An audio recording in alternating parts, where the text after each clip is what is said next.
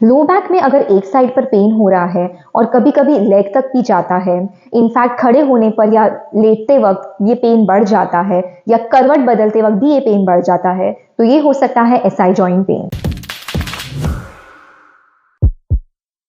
Hello friends, मैं हूं doctor Dhwani Jain, आपकी physiotherapist, and welcome back to my channel health and wealth. आज हम एसआई जॉइंट पेन के बारे में बात करेंगे इन डिटेल। ये क्यों होता है, कैसे होता है, इसके सिम्टम्स क्या होते हैं और फाइनली इसके ट्रीटमेंट के लिए हम क्या कर सकते हैं। तो चलिए शुरू करते हैं। सबसे पहले समझते हैं कि ये एसआई जॉइंट पेन क्या होता है। एसआई का फुल फॉर्म है सैक्रोइलिएक।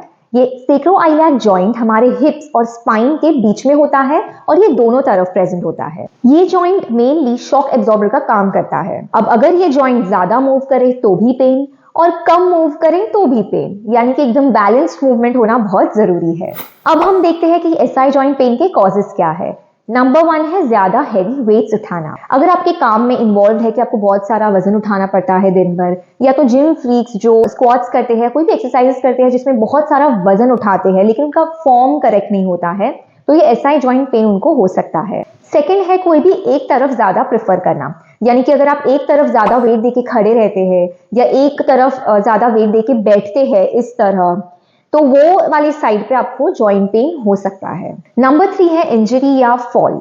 किसी भी वजह से अगर आप गिर जाते हैं या आपको चोट लग जाती है कमर के हिस्से में, तो हो सकता है कि आपको एसआई जॉइंट पेन शुरू हो जाए। एंड लास्ट है प्रेगनेंसी। यस, प्रेगनेंसी में ये बहुत कॉमन है क्योंकि प्रेगनेंसी में हमारे सारे लिगामेंट्स रिलैक्स हो जाते हैं, जिसकी वजह से इंस्टेबिलिटी बढ़ जाती है और उसकी वजह से ये एसआई जॉइंट पेन शुरू होने लगता है।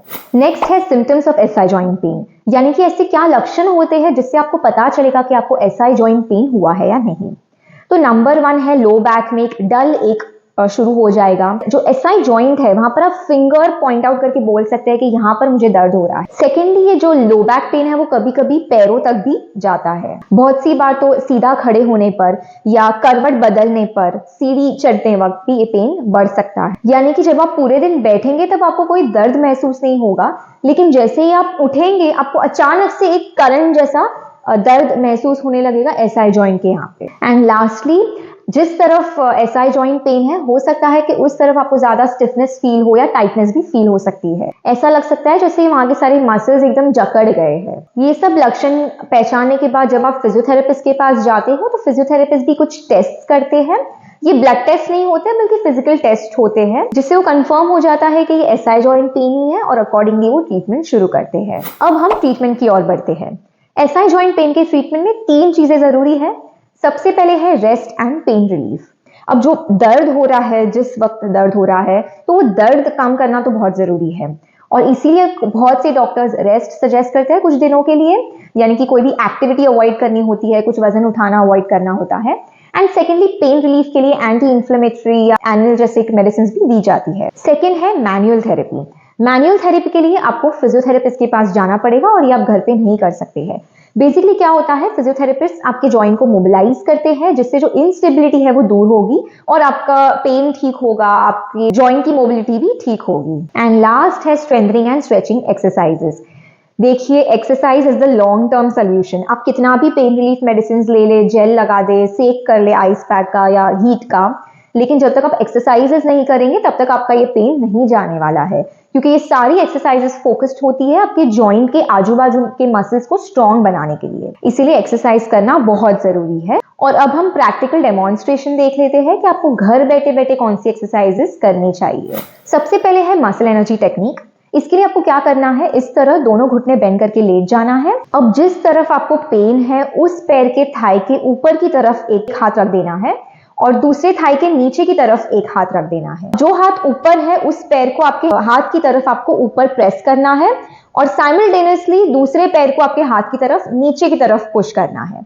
सो इस तरह आप पुश करेंगे, 5 सेकेंड्स के लिए होल्ड करना है एंड देन रिलैक्स करना है। इसमें एक मिस्टेक होती है कि आप क्या करते हैं, इतना बड़ा मूवमेंट कर लेते हैं। ये मूवमेंट नहीं होना चाहिए, बस एक पोजीशन पे आपको प्रेशर देना है और पुश करना है दोनों पैर को एक दूसरे के खिलाफ। ये आप 5 से 10 बार एज कंफर्टेबल कर सकते हैं। नेक्स्ट एक्सरसाइज के लिए अगेन आपको इसी पोजीशन में लेटना है। आपको एक पिलो या एक कड़क बॉल है वो आप आपके दोनों घुटनों के बीच में रख सकते हैं। अब दोनों हाथ साइड में रहेंगे, हल्का सा पेट अंदर करेंगे तो बेटर रहेगा। उसके बाद आपको नीज को प्रेस करना है बॉल पर या पिलो पर, और फिर धीरे से आपकी कमर ऊपर उठानी है इस तरह, जितना पॉसिबल हो उतना।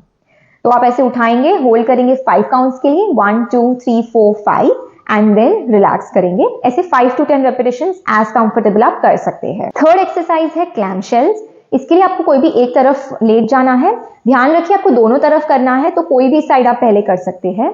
अब आपको आपके नीज को इस तरह बेंड करना है ताकि आपकी शोल्डर, हिप और एंकल एक लाइन में हो और नीज आपके आगे की तरफ हो।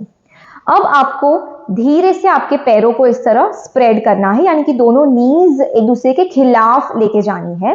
होल्ड करना है for 5 seconds and then relax करना है। अब इसमें ध्यान रखना है जब आप ये नीज ओपन करते हैं तो पूरी तरह एकदम ज्यादा ओपन नहीं करना है जिससे आपका बैक का पोजीशन रॉन्ग हो जाए। बस इतना ही करना है जिससे आपकी बैक स्ट्रेट रहे। अगेन ये एक्सरसाइज आप 5 to 10 काउंट्स के लिए कर सकते हैं एंड ईच टाइम 5 सेकेंड्स के लिए होल्ड करना है। नेक्स्ट एक्सरसाइज है बर्ड डॉग। इसके लिए आपको इस तरह इस पोजीशन में लेट जाना है, दोनों हाथ और दोनों पैर इस तरह रहेंगे। अब आपको लेफ्ट हैंड ऊपर करना है और साथ में राइट लेग ऊपर करना है। ध्यान रखिए कमर बहुत ज्यादा नीचे झुकनी नहीं चाहिए या ऊपर की तरफ नहीं होनी चाहिए, कमर स्ट्रेट होनी चाहिए। सिमिलरली आपको अब राइट हैंड ऊपर लेना है और लेफ्ट लेग ऊपर लेना है। ये अगर आपको स्टार्टिंग में होल्ड करने नहीं जम रहा है तो इट्स ओके, स्लोली आप होल्ड्स भी शुरू कर सकते हैं एंड देन रिलैक्स करना है।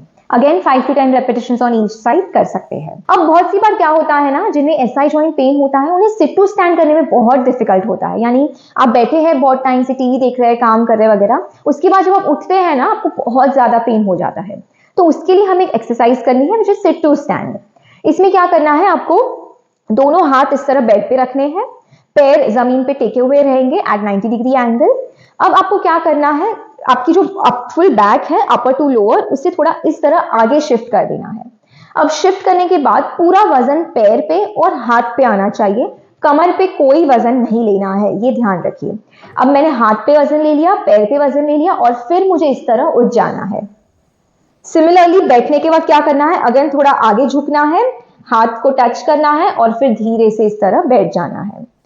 तो ध्यान रखिए इसमें कमर पे कोई भी हमें प्रेशर नहीं लाना है। सो दिस एक्सरसाइज ऑल्सो आप कर सकते हैं। ध्यान रहे कोई भी एक्सरसाइज में अगर पेन शुरू होता है तो वो एक्सरसाइज आपको स्टॉप करना है और हर एक एक्सरसाइजेस ग्रेजुअली स्लोली आपको करना है। ऐसा नहीं कि सब एक्सरसाइज कर लूँ, 10-15 रेपिटेशंस कर लूँ, ऐसे नहीं, स्लोली कीजिए ताकि आपको बेटर रिलीफ मिले और पेन बढ़े नहीं। ऑल्सो याद रखिए एक वीडियो में पूरा ट्रीटमेंट बताना बहुत डिफिकल्ट हो जाता है मेरे लिए, इसीलिए मैं जो भी एक्सरसाइजेस बताती हूँ वो जनरल एक्सरसाइजेस होती हैं, but every patient might need some different treatment protocol. और इसीलिए पहले तो आप ये सारी ट्राई कर सकते हैं, अगर इससे फर्क ना पड़े तो आप आपके फिजियो के पास जा सकते हैं, या तो आप मुझे भी ईमेल कर सकते हैं, कमेंट कर सकते हैं फॉर कंसल्टेशन, और मेरे साथ ऑनलाइन कंसल्टेशन भी ले सकते हैं। और अब अगर आपको ये वीडियो अच्छी लगे और हेल्पफुल लगे तो प्लीज इसे लाइक कीजिए, कमेंट कीजिए, शेयर कीजिए आपके दोस्तों के साथ, क्योंकि ये एसआई जॉइंट पेन बहुत ज्यादा कॉमन है और इसकी अवेयरनेस बहुत जरूरी है। हेल्थ एंड फिटनेस की दुनिया में आगे बढ़ने के लिए मेरे चैनल को सब्सक्राइब जरूर कीजिए, क्योंकि यहाँ पे आपको हर हफ्ते एक ऐसी ही हेल्थ के ऊपर वीडियो मिलती है जिससे आपको बहुत ज्यादा नॉलेज मिलेगी और हेल्प मिलेगी। मिलते हैं अगली वीडियो में, till then keep moving and stay fit.